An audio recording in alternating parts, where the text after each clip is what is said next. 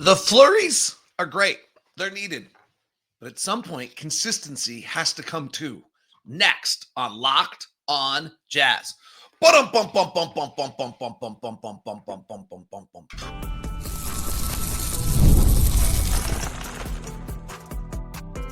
You are Locked On Jazz, your daily podcast on the Utah Jazz.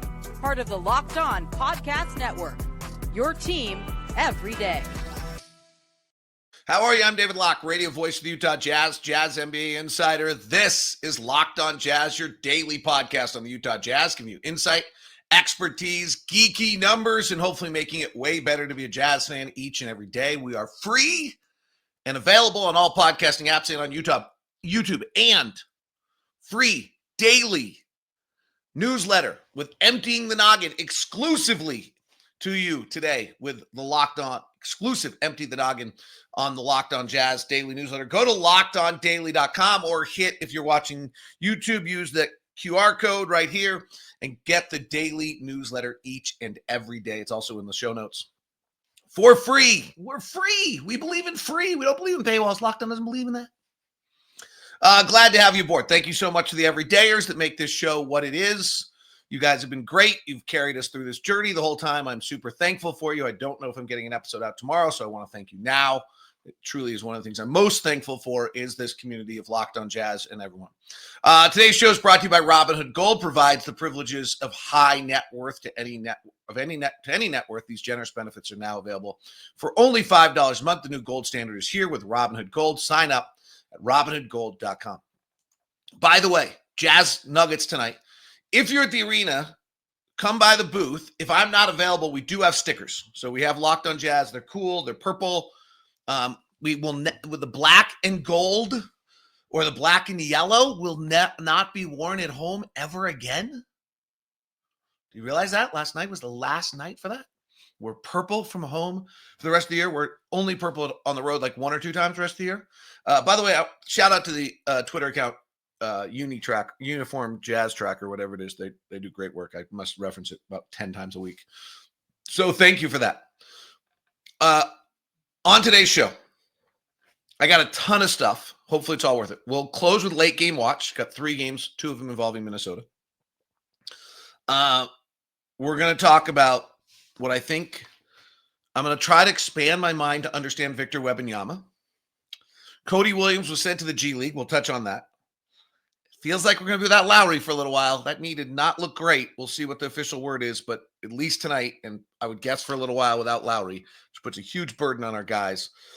We'll talk about that. Brice Sensabaugh, great game last night, but the track he's trying to follow to get in to become an NBA rotation player is hard. And I'll touch on that. I'm going to start with flurries are good, but now the next step. So the flurries that we're seeing out of some of our players, and probably in most obvious sense is Keyonte, who had a 5-play sequence the other day against the LA Clippers, or excuse me, against the LA Lakers, which was as good as I've seen him all year. And he had a quarter last night where he was arguably the best player on the floor. And we're seeing these flurries, and these flurries really matter. The flurries tell you that the talent is there. The game is there. Last night, first quarter, career high, 15 points. He also had 3 assists. He played all 12 minutes of the quarter. We were +3. He was the best player on the floor. The Wembanyama was pretty good, but he wasn't like, no, the best player on the floor for all 12 minutes of that quarter was Keyonte George. And that's great. And in the second quarter, Keyonte George played 6 minutes, took 0 shots, had 3 turnovers, and might have been the worst player on the floor. Truly. It was a roller coaster of performance. So the first one is really, really, really important. And this is a little bit why when we get to why Cody Williams is going to go to the G League, Cody Williams needs to show some flurries. Cody Williams is showing a single individual play at a moment and nothing else. Okay, let's get him to the G League. Let him play. Let him get into a rhythm. Let him do some things. You need to see extended stretches, 5, 6, 7, 8 plays from a player and see that they can be up to par with the other best players in the world. Keyonte has clearly done that. This is what makes Keyonte so interesting, because when he's good, he's really good. And so it's all in there. It just has to be corralled, growth, maturity, understand the youth, understand how hard the league is, understand the time it takes. Mitch Johnson, who's the acting coach for the Spurs, said it last night, like, this has taken us longer than we wanted, but the league's hard. So the flurries we're seeing, Brice Sensabaugh, we'll dig into a little bit today because people have got to be really excited about him, because in the second quarter last night, he goes 6 of 8 from the field, 4 of 5 from 3, has 16 points, no rebounds, no assists, no steals, no blocks, which is what we'll touch on. So he got hot shooting. Keyonte was the best player on the floor. Brice got hot shooting. But for Brice, that might be his path, is that he gets hot shooting, and he's got to have stretches where he gets hot shooting. He's frankly a great shooter. For Walker, we've seen the stretches where he's a dominant rebounder. He's impacting the rim. The game's got to come to you a little bit too. And that's where this gets tricky. You can't just be dominant all the time. Frankly, Victor Wembanyama was the best player on the floor last night. He was dominant for most of the second quarter. He was relatively silent in the second half. Relatively silent means he scored 10 points, had 4 rebounds, and assists, 2 blocks. But he's a mind-blowing talent. Didn't shoot a free throw. He wasn't he was plus 13. He changed the game. But in the second quarter last night, he had 17 points. He had a bunch of shots, but he also had 3 rebounds, an assist, a steal, and a block. It was crazy. Crazy. Mind-blowing. But that's what you're looking for out of young players, is flurries. The flurries eventually need to be coupled with consistency, not disaster. And then you have a solid NBA player. The flurries last 3 to 5 minutes, and you get hot. Lauri right now gives you a flurry, and then he gives you 32 minutes otherwise of really solid NBA action. When the game comes to him, he makes a play. He does what he needs to do. But occasionally, he just takes over the game. And that's how this works. You're not going to dominate for 32 straight minutes, right? Even like Magic Johnson didn't do that. Even LeBron doesn't do that. The best players in the game's flurries are louder. Keyonte's flurries are pretty loud. That first quarter last night was great. And as I said, the second quarter might have been the worst I've ever seen him play. That's not totally true. I'm exaggerating, but he was really not good. And so this is the next step in this consistency. Keyonte's 20, maybe 21 now. I'm saying this with 100% sympathy. I think I've said this to you before, and I've talked to Keyonte about it. Keyonte is within a year the age of my daughter. Keyonte's 21 now. My daughter turns 20 here in February. I talk to my daughter every day. I know what's going on. It's hard. It's hard to just be 20, not to be 21 in the NBA. So I'm not trying to be critical. I'm just telling you where we are. And that's the state. We're talking about the turnovers and all. Yeah, I don't want to do another show on turnovers. There were 20 of them last night. It was a joke. This is the next step for the young kids. So for Cody Williams, who's going to the G League, and we'll touch on it a little bit later, more in the show, he's got to have a flurry. He's got to have some flurries in the G League. We need to see some flurries in the G League. They don't have to be long. 5, 6, 7 minute stretch. What's that silly thing that we're calling storms that come through that hit you for 5 minutes and they cause all this wreck and havoc? It's like a new weather term I've never heard before. Nonetheless, that's what you need. And we got it last night from Key. That's great. And we got it last night from Brice making shots. That's great. And we've got them from Walker. And Walkers are longer. Walkers dominated the entire basketball game against the New York Knicks the other night. That's a viable 20. And I thought he played fine last night. This is why Ron Boone and I are doing reliability squares after games right now. Because that's what you want. I'm not sure. Ron gave Keyonte a reliability square last night. I'm not sure totally that I would have done that. Because I want the spike, but I don't want the nadir. That's what I want out of a reliability square. Brice Sensabaugh is a great shooter. And the league's about shooting. But I think you might need more to be an NBA rotation player. I'll explain next as we continue on Locked On Jazz.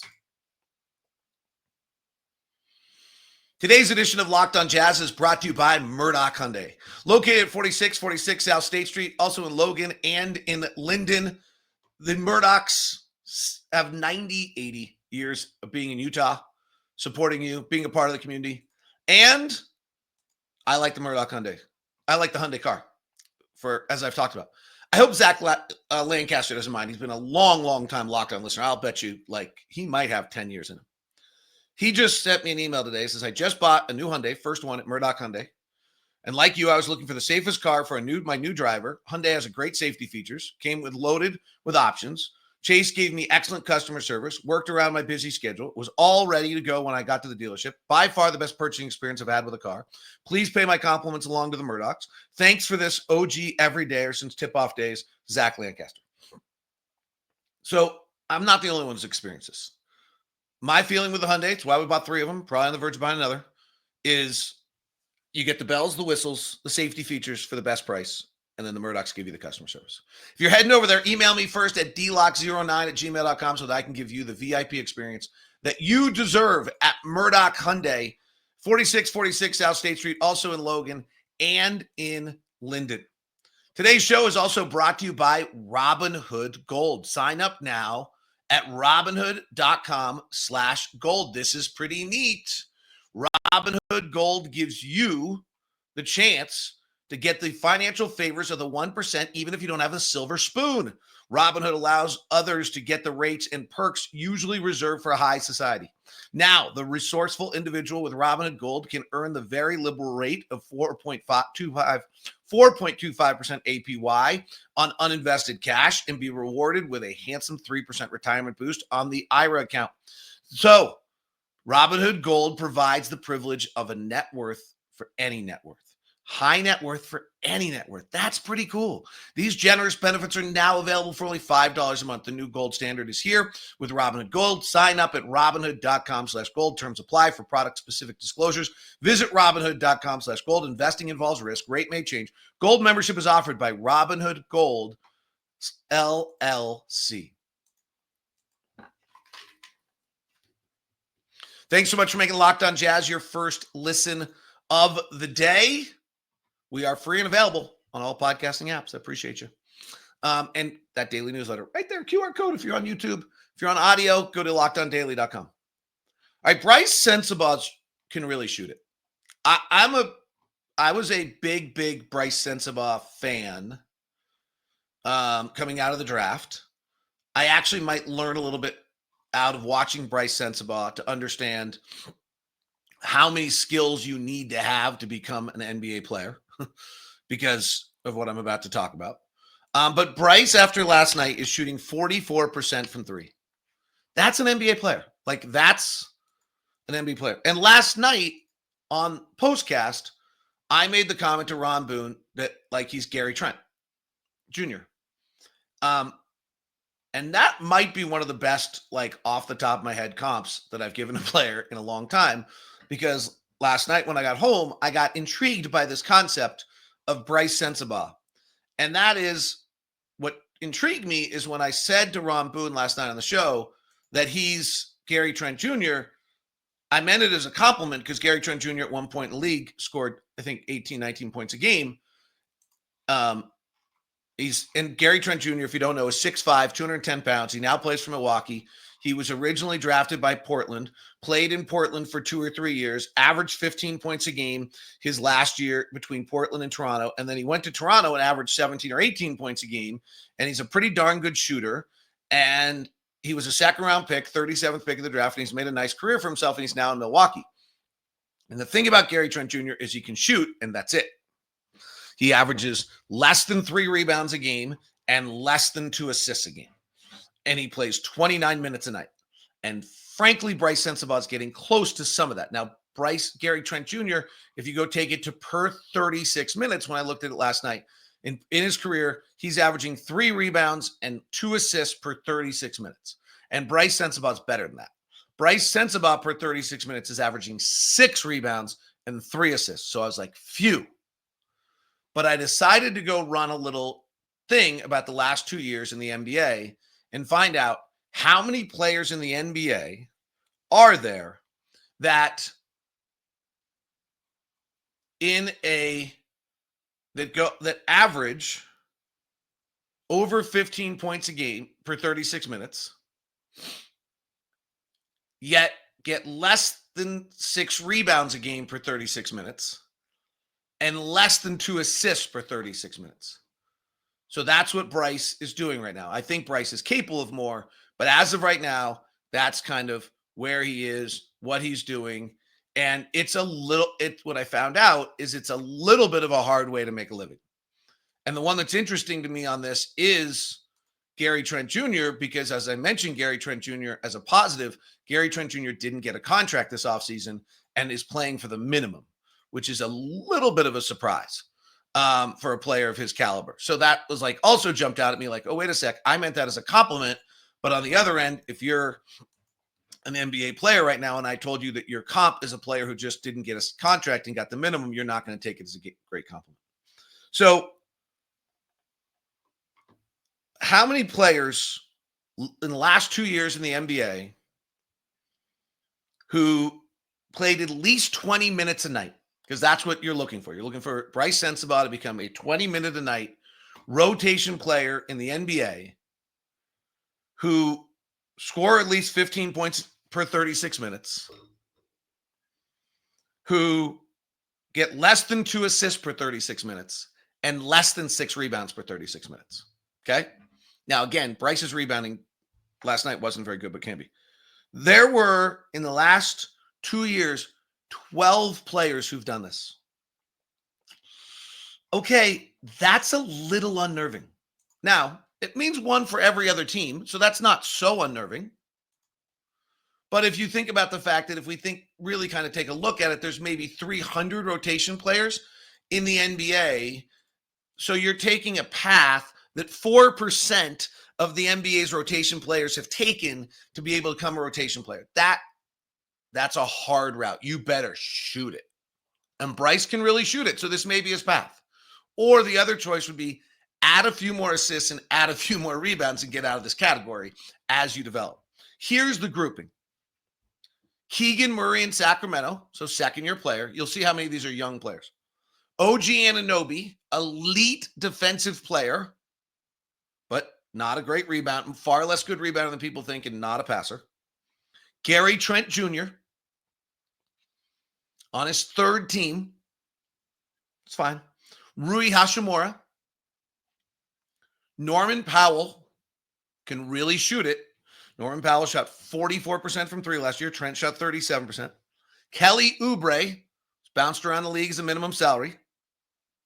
Dylan Brooks, elite defensive player. And let's be honest, Brice is not going to be an elite defensive player. Benedict Mathurin, who's in his second year in the NBA at Indiana. Let's see how this plays out.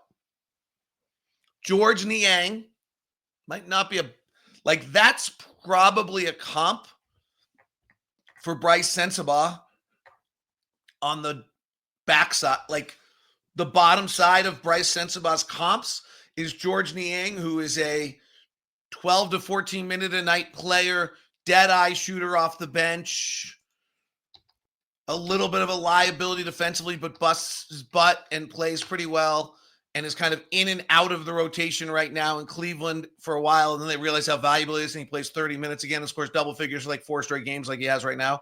But so that's, for the last 4 or 5 years of George's career, he's been about a 16 to 20 minute a night guy. George Niang might be Brice Sensabaugh's path here. We know that one well. Lonnie Walker Jr., elite athlete who tried to only score. And Shaedon Sharpe, Benedict Mathurin again, actually he's done it twice. And then DeAndre Hunter in Atlanta. It's interesting. DeAndre Hunter always leaves you yearning for more, and maybe that's why.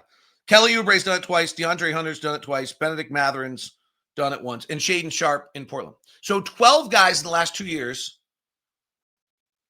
are on the same kind of path per 36 minutes where you're just not you're rebounding a little, you're not assisting much, and you're just shooting. He can really shoot. It's great. This is how you have to have an NBA skill. And Brice is shooting 44% from 3. He's worked really, really hard on his foot, his feet, how he's being able to make plays, the plays he's being able, getting the shot off and maintaining his touch. Last year, I'll never forget, he and I were talking, And he was so unnerved by his shot. Like, we were talking about other things, and he kept just coming back to a conversation with his shot. And I was like, you'll be fine. Like, I'm not asking you about your shot because I'm not actually concerned about it. Like, I'm certain you're going to be fine. And that turned out to be true. He's dead. He's a great shooter. Like, his touch is real. He's a good example, by the way. There's a kind of a thing we talk about a lot about, if I remember correctly, on Sensabaugh. I'm going to look this up and make sure I'm right before I say it. I believe he was like an 80% free throw shooter in college. There's a thing we talk about a lot. Let's see if I'm right on this before I say it out loud. And then, yeah. So there's a thing in collegiate, when you look at a college player and you say to yourself, like, well, is he going to be able to become a three-point shooter? And the free throw shooting is actually a better indicator of whether someone becomes a three-point shooter than their three-point shooting, which is kind of interesting. Well, Brice was an 83% free throw shooter in college. So that's a really, really good sign. Like Keyonte, let's look at two of our players where this goes a little the other way. Keyonte was a 79% free throw shooter, which makes you believe like that three-point shooting number, which has been kind of all over the map, is going to come around. However, two guys we have right now, Isaiah Collier and Kyle Filipowski, do not trend in that direction. Isaiah Collier was a 67% free throw shooter, which makes you think that is probably not going to turn into a three-point shooter of any sort. And Kyle Filipowski in college was a 67% free throw shooter last year and a 72%. So that's questionable. It's interesting. So anyway, that's just a thought on Brice. Life without Lauri, Cody Williams to the G League, and a late game watch. We keep rolling here on a full edition of Locked On Jazz. Life without Lauri could be ugly. Why Cody Williams to the G League is the right decision. And late game watch reveals a little bit about some interesting things about Minnesota, as well as we looked at Miami and a few others next on Locked On Jazz. Today's edition of Locked On Jazz is brought to you in part by our friends over at FanDuel. FanDuel's the official sportsbook of Locked On. FanDuel is the official sportsbook of the NFL as well. And FanDuel has all of the great deals for you right now because new customers can bet $5 and get $150 in bonus bets if you win. The FanDuel Sportsbook app gives you everything you need to place live bets on the NFL all in one place. So when you get a hunch in the middle of the game, you can check out the latest stats, view live play-by-play, and so much more on the same page where you place your bets. Visit FanDuel.com today to join. You'll get $150 in bonus bets if you win your first $5 bet. That's FanDuel.com. What's going on at FanDuel today on the Thanksgiving sportsbook lines for you with the 3 NFL games you're wondering? Is that what you want to know? Let's take a look at the 3 NFL games on Thursday. The Lions are a 10.5-point favorite over the Bears. The Cowboys are favorite over the Giants. Could they get worse games? The Green Bay Packers are a 3.5-point favorite against the Miami Dolphins. That's the one good one. And then Friday, the Chiefs are a 12.5-point favorite over the Raiders. Wow, did they get unlucky with games along the way. Tonight, we've got a bunch of them in the NBA, a lot of blowouts as well in the NBA, 4 different games with lines over 10. The Jazz are a 9.5-point dog to the Nuggets. That's all at FanDuel.com. Enjoy the best at FanDuel.com. If you're renting, I want to tell you about Built, B-I-L-T. Join Built.com/LockedOnNBA. This is a pretty neat, think about it as an awards program for renters, which is pretty cool for you. So if you haven't heard of Built, this is how it works. You earn points on rent when you pay through Built. You don't even have to check with your landlord to start earning points. They can use toward flights, hotel stays, fitness classes, even your next rent payment. Here's how it works. If you're a renter, you start taking advantage with Built. You earn points on groceries, travel, practically anything you want to buy. When you take advantage of, get a little getaway next time it snows. Built's changed the game, letting renters earn high-value points on rent around the neighborhood. No cost to join Built. And as a member, you'll earn valuable points. Points can be transferred to 500 airlines, 700,000 to hotels. Points can be redeemed toward future rent, for that matter. So if you're not earning points on rent, my question would be, why not? Start earning points on rent by going to joinbuilt, BILT.com/LockedOnNBA. That's join, JOINBILT.com/LockedOnNBA. Make sure to use the URL so you know that we sent you. Joinbuilt.com/LockedOnNBA to earn points on your rent payments today. You can thank me later. You don't have to thank me at all. Just listen. I appreciate it.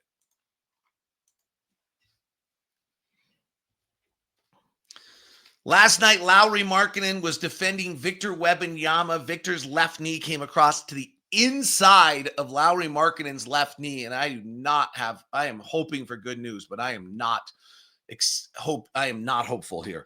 I think we're going to have a little bit of a gap here without Lauri, unless he is the toughest sucker on the planet, because that did not look good, and his reaction did not look good also. And this is going to be a bummer because of two reasons. One, we have a hard time scoring when Lauri Markkanen's not on the floor. When Lauri is not on the floor, our offense is 5 points worse than it is when he's on the floor, and our defense is 5 points worse. We're -9 per 100 possessions. But the bigger thing is the burden that he takes off of everyone else with his presence. And as we talk about flurries and consistency and things of that nature, the flurries and consistency that we're talking about, what those guys have to do to be able to have those flurries and be consistent is to have other very strong, good players on the floor. The other one is it just whacks out our shot distribution. When Lauri got hurt last time, we went haywire, and suddenly Keyonte and Jordan were taking all of our shots, which are two of the least efficient players in the NBA. And I think we're going to head back there. So that's a bummer to me to watch, because when Lauri's playing and we're playing off of Lauri and he's our leading shot guy, then things move around and it becomes, I think, a better environment for everyone else to learn. So we'll have to learn. Will's incredible at this. I mean, our offense just keeps getting better with the same talent that somehow is 30th for 2 weeks, becomes 9th for the next 3 weeks. It's incredible that he does this every year. And I wonder how he does it. I don't know if asking him that is it, but it's really become a signature of who he is as a head coach. So maybe we will ask him tonight. Maybe that's my question to lead off the press conference today. Cody Williams going to the G League. We've touched on it a few times today, like he had to. The number one question I've asked throughout this year on this program to the everydayers, you all know it, is how long, right? Like, how long are we doing stuff? How long are we going to let Cody Williams shoot 27% from the field, 19% from three, average 3 points, 2 rebounds, and 1 assist, and have just be running around? Okay, well, that's long enough. We just decided. That's, to me, what the number one question this year was going to be, is in the midst of development, how long? How long does Isaiah Collier play 18 minutes a night, shooting 37% and 7% from three? Right now, probably a long time. It's kind of doable. How long were we just going to post up Lauri Markkanen and give him isolations and turn around and post ups while he failed at it? The answer was 82 games. And then last night he hit 2 turnaround jumpers, which made a big difference. To show his development. Yesterday on the show, we talked about he was getting better at it. So everydayers, you've caught that here on Locked On Jazz, part of the Locked On Podcast Network, your team every day. That's why we talk about everydayers every day. I think that's kind of the interesting one. So Cody now would go to the G League. The other thing on Cody, frankly, he's got to play with more urgency. This was why he slipped in the draft a little bit, was because his workouts kind of lacked that urgency from people I talked to around the league. And his gameplay lacks that urgency. And he lacked that urgency at Colorado too. He needs to learn how to play with force. And that's how you can recklessly do it in the G League. All right, here's late game watch. I am way behind this year. I'm going to try. I don't know how I'm going to catch up, but what I try to do every night when I come home is watch the games that are close. And then it's a great way for me to keep up on it, but it's also super fun for me to share with you. So I've got 3 of them for the last few days. I got Boston versus Minnesota, Miami versus Milwaukee last night, and Houston versus Minnesota. So on Boston versus Minnesota, Boston's taking 50% of their shots as threes. In the month of November, Boston is literally taking, I think, 56% of their shots as threes. It's insanity. But everyone is just saying that their Jackham threes isn't watching. They'll go and send Tatum on the post against, when Nickeil Alexander-Walker got switched onto people, they literally sent Tatum into the post, then they sent Brown into the post, and then you have to bring a double, and then they kick out. It's not that different than Rudy Tomjanovic's Houston Rockets or Greg Popovich's San Antonio Spurs, where they had a big post guy. They're just inverting with wings on smaller guards, and then you've got to rotate someone down, and they had Al Horford pulling Rudy Gobert out of the middle. That's what makes the Spurs so incredible, is that makes the Celtics so incredible, is that Tatum and Brown are posting up a smaller guy, while the Horford or Kristaps Porzingis now is bringing the big out, so there's no shot blocker in there. Minnesota was trying to get to Horford on each play. Boston's gotten so used to it that they are able to kind of bump out of it in a beautiful way. Some interesting things. Little less switching late in games than I've seen in the past.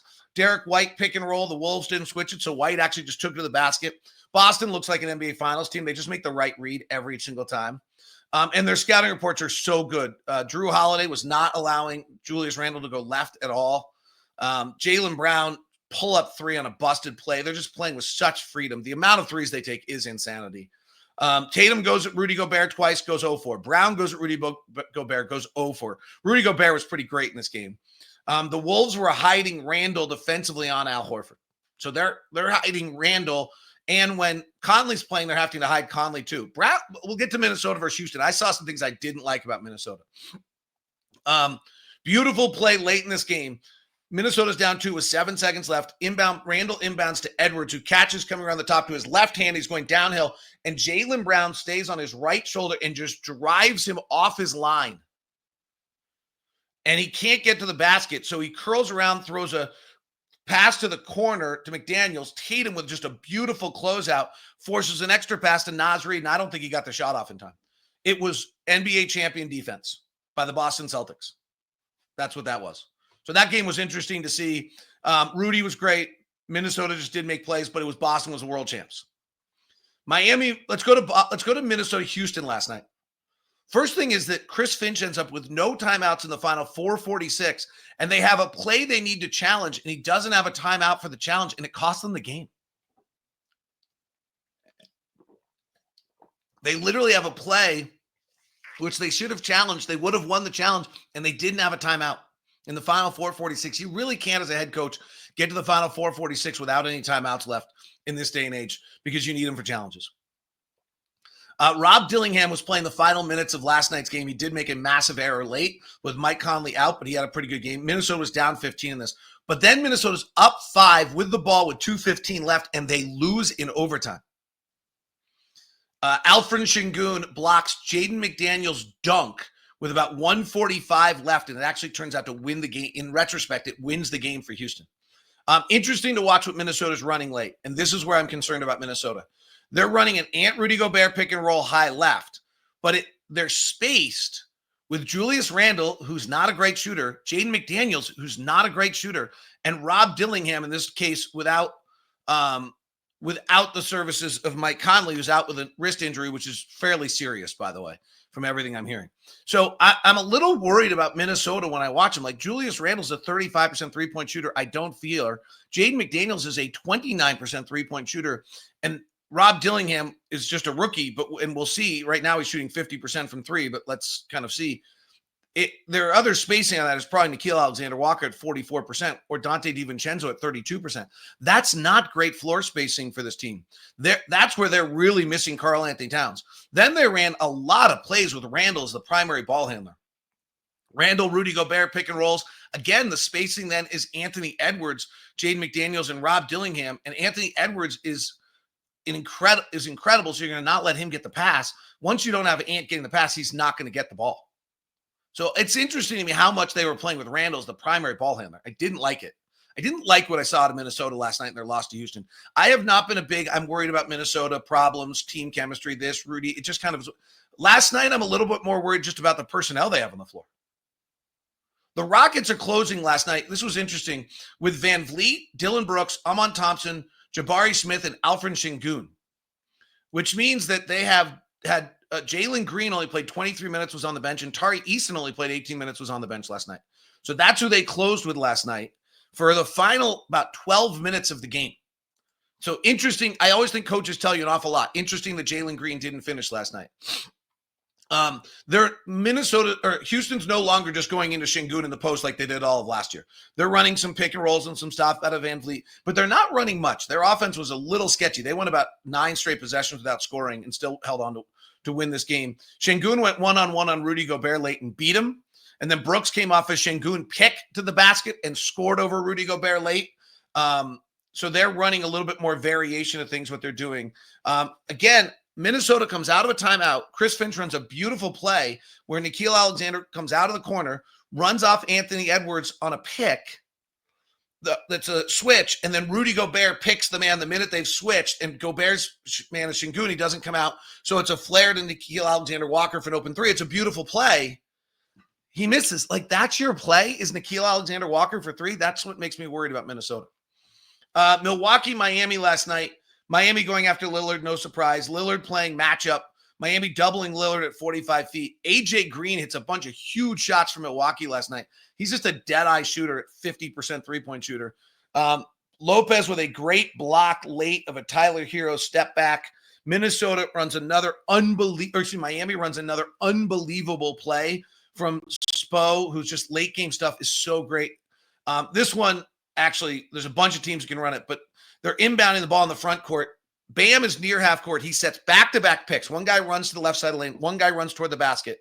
And then the third guy is Tyler Hero, and Bam comes up to half court and picks Tyler Hero's man, and Tyler Hero comes getting it downhill for a pull-up three with Milwaukee up one with 5 seconds left, and he misses it. It's a brilliant play. If you think about it, Bam has set 3 picks on this, which means that they've got to execute 3 straight perfect switches to guard this correctly. And Tyler Hero got it with a wide open look. He just didn't hit it. Pretty great play.